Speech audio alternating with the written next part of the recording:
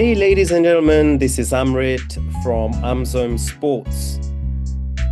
So, I'm now taking to you guys after the Community Shield, a result that swung a little bit in my favour with Crystal Palace edging out Liverpool in a well-fought draw, 2-all draw, which ended up with Crystal Palace winning on penalties.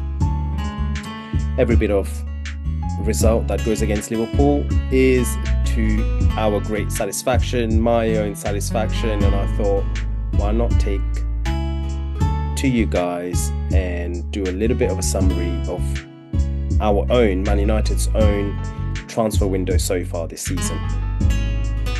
Like I like to recall, this transfer window could have been a lot worse, and I'm very pleased, thankful, happy even for our owners, for Mabarada, anyone who has been involved with Man United Football Club during this summer transfer window. It's been different, it's been effective, quick even in certain pockets. So a very unusual transfer window for us. I'm very happy and can't complain. But I'd like to start off with our transfer window for us started very earlier on, securing our talisman, securing the future of our captain Bruno Fernandes. I remember the Club World Cup was coming on board. Al Hilal wanted Bruno Fernandes and they put in a crazy offer for Man United, but also for Bruno Fernandes. I believe they had tabled $100+ million bid for Bruno Fernandes, who was going to have his wages, I can't remember now, but it was going to be double, triple, quadruple, whatever it was. And he said no. That was win number one for Man United. It was absolutely imperative for Amorim to secure the future of his captain, club talisman, effectively the best player that the club has had in the last few years. So coup number one. Number two was to go out and get Matheus Cunha on a release clause from Wolves. And unlike our previous experiences, top of my mind, I think I can remember how we've faffed around really with Fabregas and I think Bale that summer, and ended up missing out on Marwan Fellaini, who had a release clause of, I can't remember the exact figures, but anyway, we ended up going back to bid for Marwan Fellaini and we ended up paying more than what his release clause was. But this time, none of that. Cunha has been earmarked by Man United for a long time.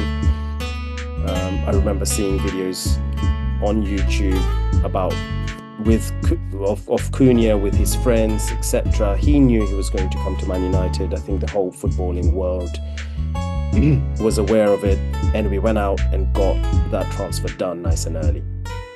So for me, that was win number two for Man United. And Cunha, let me just deliberate a little bit on him. He wasn't just a player that Man United liked. He was one of the most effective players in the Premiership last season. It was one of the reasons why Wolves did as well as they did. In fact, without Cunha, I'd go as far as saying that Wolves could have been relegated. So, one of the top 5 players in terms of attacking prowess, a number of goal contributions, assists, and plays as a number 10. Somebody that we've been crying out for. So I'm very, very happy to be having his Brazilian flair in this Man United team. On to our next target, a Paraguayan left back. Very, very young, not a household name by any stretch of the margin, and yet very, very effective. Somebody, again, that this Man United team was crying out for. Diego Leon. So we all know about Luke Shaw. The past couple of years, he spent more time on the hospital bed than he has in the side, training and playing. And I actually think for Luke Shaw, while he's fit, while he's training and he's been playing, I think a fit Luke Shaw needs to be vying up his space in the team as a left-sided central defender,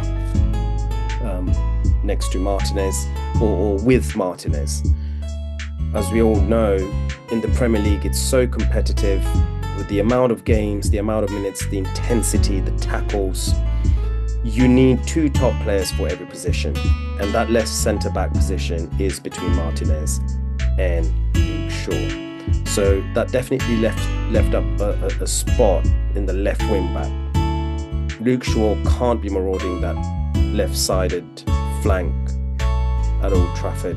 We needed fresh legs, we needed young legs.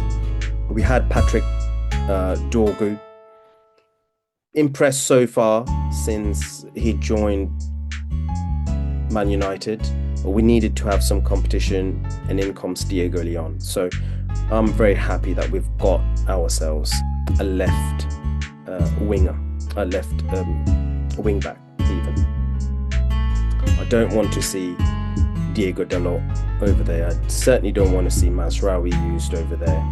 And these guys can now fight it out for the right wing back position. So we're well covered in defence. Great.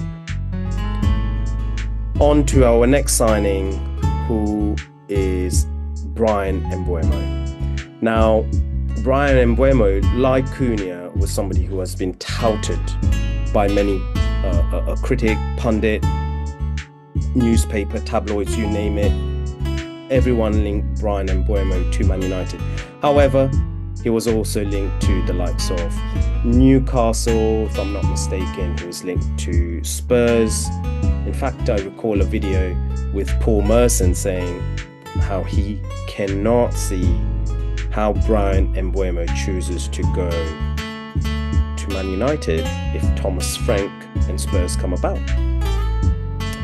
Spurs beat us in the Europa League final last year.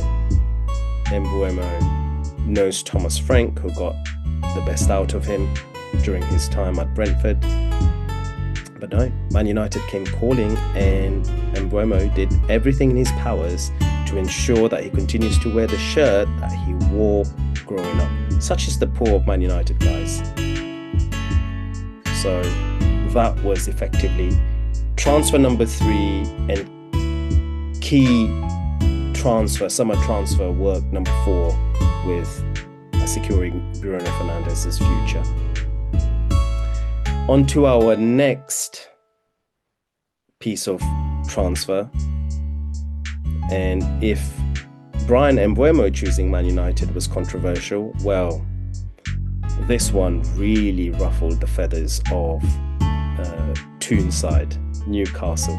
Not only did they lose out on Bryan Mbeumo, they were now chomping at the bits of Šeško joining them. But in comes Man United, and to my own surprise, of course, if we're in with a player compared to Newcastle, I will back Man United to win it. However, I did not think we would do it this time after the transfers that we've already secured, the amount of money that we've paid. I just didn't think we would go anywhere near the valuation of Šeško. But I just want to say how thoroughly impressed I've been with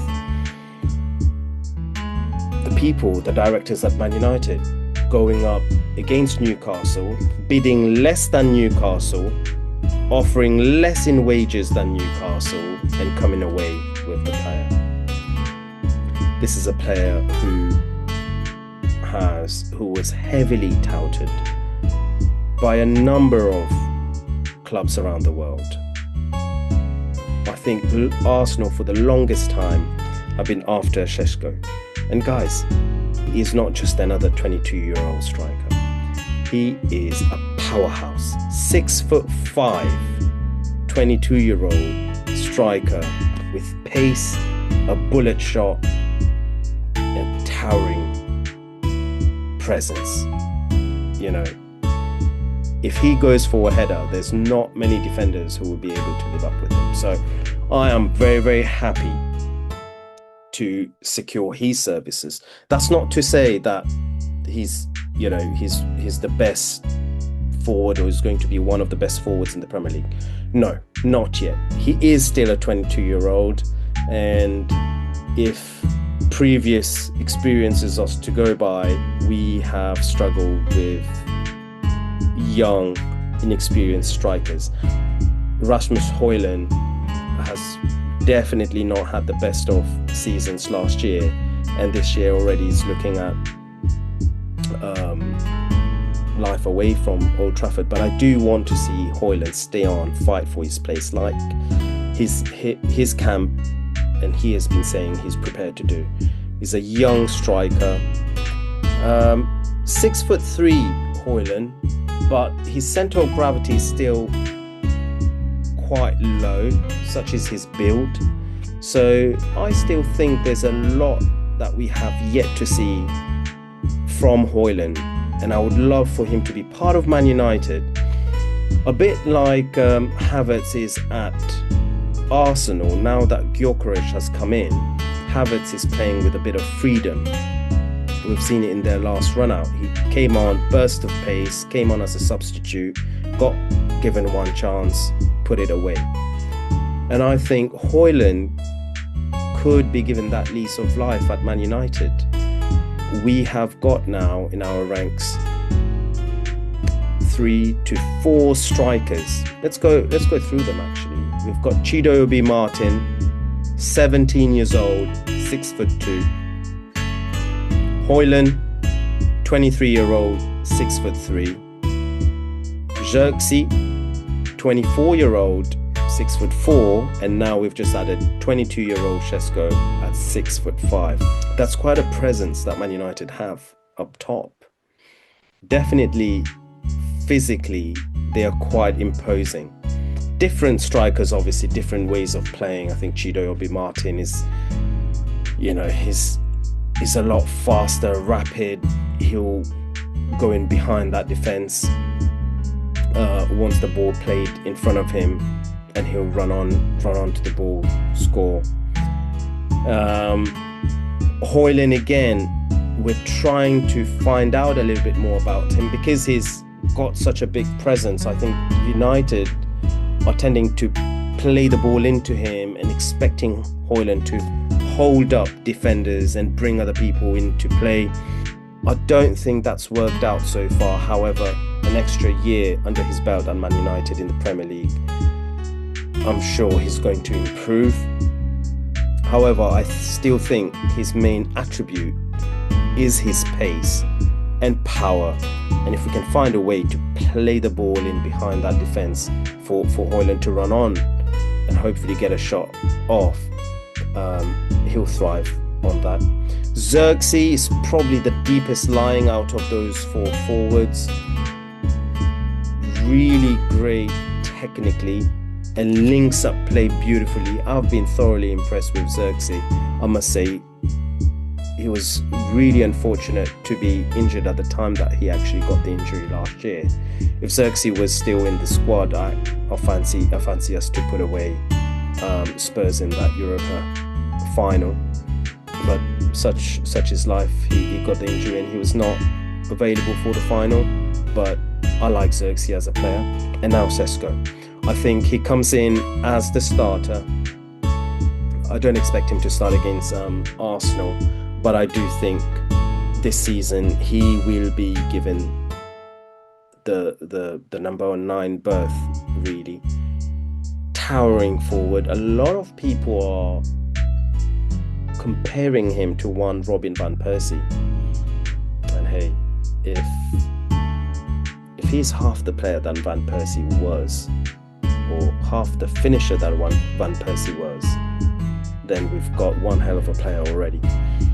But I think left foot aside and devastating finisher aside, I think he has more attributes than Van Persie. He's more complete than Van Persie. Obviously, at 6'5", you'd expect him to be a good head of the ball, but he has genuinely one of the best, if not the best, leap in European football from what I've seen. Again, guys, this is not me getting carried away now that Man United have signed Šeško. I have always been a great admirer of Šeško. I don't think he's the final product. In fact, with both Gyökeres and Šeško available, I'm not sure who I go for. Gyökeres on one side is a proven goal scorer at 27 of age, very mature, and he'll bring you the goals now. Šeško, bigger, stronger, faster than Gyökeres, not as experienced, but he's been banging in goals for years already. If I'm not mistaken, he's already played about 40 to 50 international games for Slovenia. So he has the experience. He has a lot of experience for a 22-year-old and a lot more potential. Let's see if Man United are able to develop that potential and turn him into a finisher like Gyökeres, or even better. I think he's got all the potentials to be anything that he wants. Hey guys, we could be looking at the next Zlatan with Šeško. But anyway, this is for United, the training staff, the coaching staff, and up to Šeško himself to see what he becomes. But I'm thoroughly happy so far.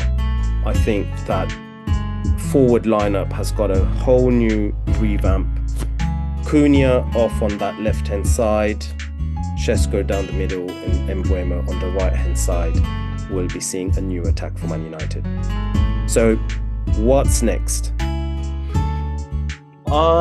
Even before Mbeumo came, let alone Šeško, even before Mbeumo came, I am of the opinion that the goalkeeping situation needs to be rectified ASAP. At the moment, we've got Bandy in goal because Onana is injured, but a fit Onana for me should not start for Man United.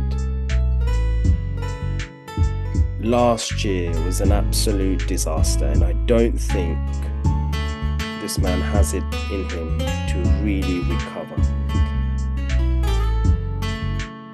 He has put in some good performances. I do recall a man of the match performance in the Premier League, a couple of potential, match-saving saves and performances from Onana, but over and above everything else, he just fills me with a lot of insecurity, a lot of anxiety. Just any time the ball is in our defensive third, I don't trust that he'll provide that safe pair of hands. He's got a mistake in him. He's got such erratic performances in him. I think he's got too much of an ego, deliberates over the ball, and thinks he's better than what he is. But this is not what I want to see in a Man United keeper. United have recently played Fiorentina. We've seen De Gea pull up saves, even in that game. Today, if we had De Gea and Onana in the same squad, I think it's an absolute no-brainer. I would choose De Gea over Onana any day of the week. But that's not the direction that the club wants to go. Don't think that's the direction that Amorim wants to go. He's building a team, not just for the now, but for the future. We've seen it with all the transfers that have come in, The oldest transfer he's done has been 26-year-old, and the keeper who I would love for Man United to bring to the club is also 26-year-old. He's also 1999 born. Donnarumma, Gianluigi Donnarumma. He is not just supremely talented, he's coming off the back of winning a Champions League. He's the current Champions League winning goalkeeper, guys. If he's available, and I believe he is, because PSG have just gone on and bought the Lille keeper on a 5-year contract. Now, whether that's to replace Donnarumma straight away or to provide him with competition or for the future, I don't know. I'm not sure. But I think we need to do whatever we can to go out and get this keeper. I think there are a few keepers who could come in and do a better job than what Onana is doing right now. But I think we need to go with the transfer strategy. So far, Amorim wants to build for the future. 2028 to 2030 is what we are really looking at getting a team ready for. I think 2028 is the next target to win the Premier League. So in 2 to 3 years time, Donnarumma would be 28. Prime ages for goalkeeper. We can have him for 10 years, and if we have Donnarumma for 10 years, I believe we win trophies. So that's where my priority is. Bring in Gianluigi Donnarumma. And last but not least, we've got the left back, we've got an entire front line, so that's 3. If we add Donnarumma, that's 5. And I think the last one, a lot of fans are crying out, critics are crying out for it, and that's a midfielder. Now, do I think we've got a great midfield? No. Do I think we've got enough people in there? Potentially. Casemiro is coming on. He's in his 30s. I believe he's 33 or 32 or 33. I'm not certain. But a young Casemiro would have been perfect for this team. But he's coming on now. He can still provide it in stints, but we need a solid presence. Manu Ugarte is a player I like a lot, but unfortunately he's not again provided that consistency. I do think he has got the potential of retrieving the ball and super efficiently and providing it to the front players. He can do that, but he needs to have some more help next to him, and that's where I'm really disappointed in Kobe Mainoo. I genuinely thought Ugarte next to Kobe Mainoo last year with Bruno Fernandes ahead of them could have been the solution, but it so far it hasn't, and it doesn't fill fans with confidence going into the season. So we're looking at getting defensive lying midfielder. I believe Baleba has been mentioned. Now, I have seen Baleba, and my goodness, have I been impressed with this player. I think it would be out of the world if we got him. But, and it's a big but, Brighton have sold Caicedo for, I believe, 100+ million to Chelsea. I can't see them letting go of Baleba to Man United. And if they did, it would be north of £100 million. This is a player who's been touted as better than Caicedo. Caicedo with flair. So, a dream for us Man United fans. Personally, I put the goalkeeping situation as more important. I do understand, United do have a missing link in terms of number of players in that United engine. I mean, Bruno should be able to do a job there, but I think he's far too ill-disciplined, wasteful sometimes of the ball to really be reliable as a central midfielder. So I'm hesitant to put him there, but he's the captain and he has to play somewhere. So it's more a question of Bruno being that kind of free-spirited player, will spray passes, will probably dictate play, but he needs someone to sit in with him. So it's Bruno and another. Who will be that other player? Mount has been really impressive so far this pre-season, but Mount is a player who plays instead of Bruno, I would have said, not alongside Bruno. And now in terms of number 10s, if we already have Mbuemo, if we already have Cunha, we already have Bruno, we can't really have Mount in the same team. So can Mount be more disciplined? I don't see it. Mainu, sometimes the game looks too easy for him. He is that good. Yes, he is that good to be able to walk around and pick passes when he wants. But is that what Man United need in the centre of their midfield, in their engine? No. Mainu's got to improve. I know Amorim wants a lot more physicality from Mainu, wants to have someone with a bigger physical presence.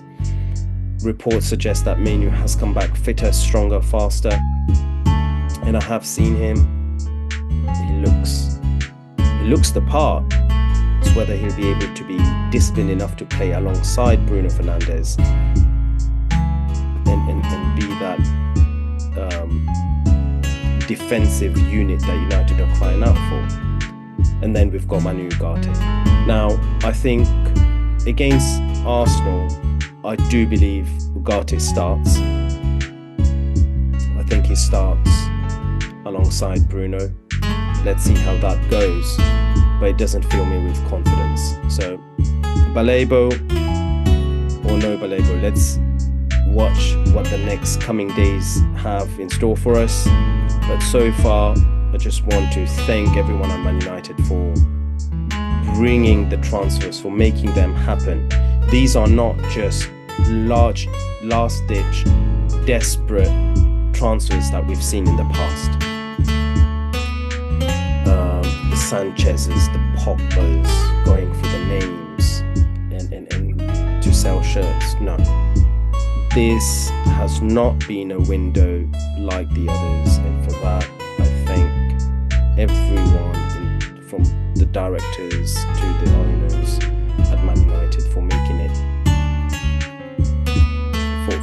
for bringing these transfers. I think they absolutely change a lot in terms of how we are going to progress next season.